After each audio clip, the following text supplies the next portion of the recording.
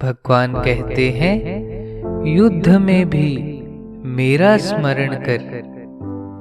आए थे कुछ लाभ को, खोए चले सब मूल। फिर जाओगे सेठ पातो, पल्ले पड़ेगी धूल। कोई कवि कहते हैं, मनुष्य का शरीर लेकर आया तो था उन्नति के लिए, किंतु यहाँ तो मूल भी गवा दिया। अब सेठ के पास जाओगे तो पल्ले धूल ही पड़ेगी। सेठ कौन है? धर्मराज। और कुछ नहीं होवे तो जिस भगवान ने पैदा किया उसको तो याद रखो। सोते जागते, उठते बैठते, चलते फिरते, खाते पीते, हर समय उसको याद रखें। भगवान को ऐसे समझें कि वही सब कुछ करा रहे हैं। जैसे सूत्रधार कठपुतली को जैसा चाहता है वैसा नचाता है, हम भी भगवान की कठपुतली हैं।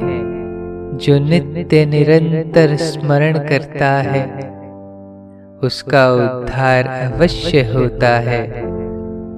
भगवान गीता जी के 8वें अध्याय के 14वें श्लोक में कहते हैं, अनन्यः चेताः सततं यो मां स्मृति नित्यशः तस्य अहं सुलभः पार्थ नित्ययुक्तस्य योगिनः। अर्थात, हे अर्जुन, जो पुरुष मेरे में चित्त से स्थित हुआ, सदा ही निरंतर मुझ पुरुषोत्तम को स्मरण करता है, उस नित्य निरंतर मेरे में युक्त हुए योगी के लिए मैं सुलभ हूँ। अर्थात उसे सहज ही प्राप्त हो जाता हूँ। मेरे में अनन्य चित्त से सदा ही निरंतर मेरे को स्मरण करता है, उस निरंतर मेरे में लगे हुए योगी के लिए मैं सुलभ हूँ, सहज ही प्राप्त हो जाता हूँ। मनुष्य सदा जिसका चिंतन करता है वही भाव अंतकाल में भी रहता है। इसलिए गीता जी के 8वें अध्याय के 7वें श्लोक में भगवान ने कहा, तस्मात् सर्वेषु कालेषु मां नुस्मर युध्य च मयि अर्पित मनोर्बुद्धिर् मामे वैश्यस्य संशयम्। अर्थात, हे अर्जुन, तू सब समय में निरंतर मेरा स्मरण कर और युद्ध भी कर।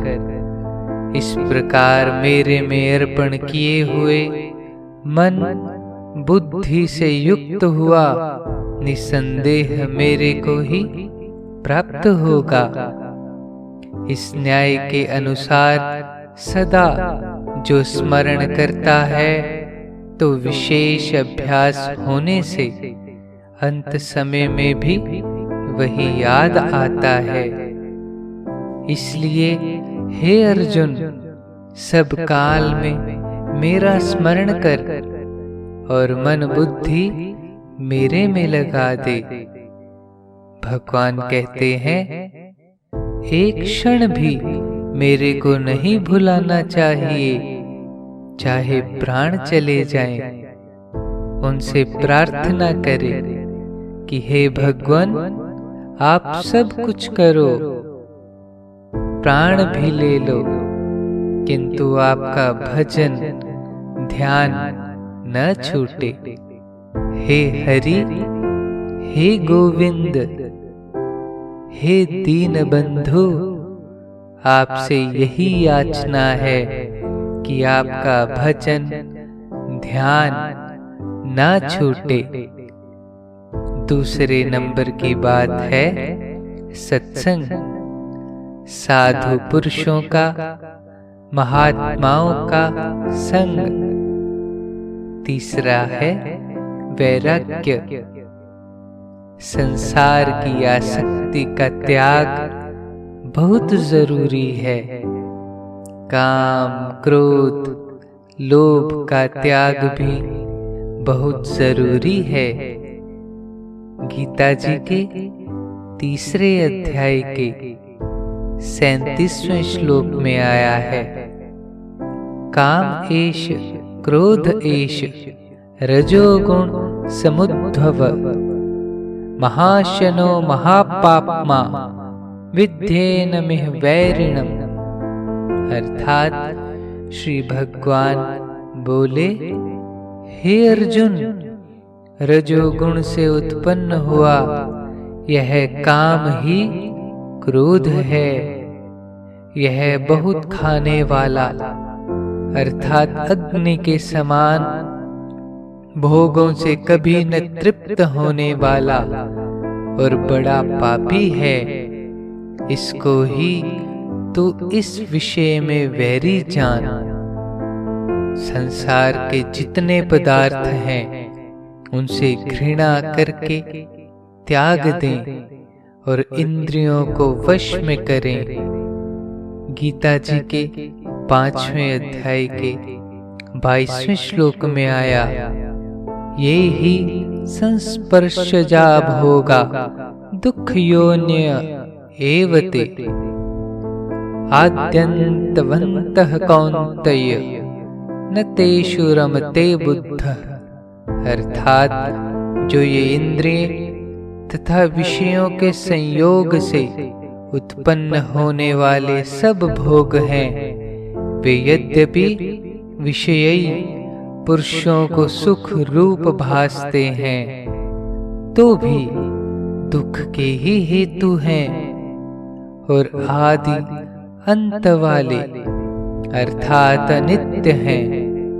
इसलिए हे अर्जुन, बुद्धिमान विवेकी पुरुष उनमें नहीं रमता। आसक्ति का त्याग करने से मनुष्य जीते जी ही मुक्त हो जाता है।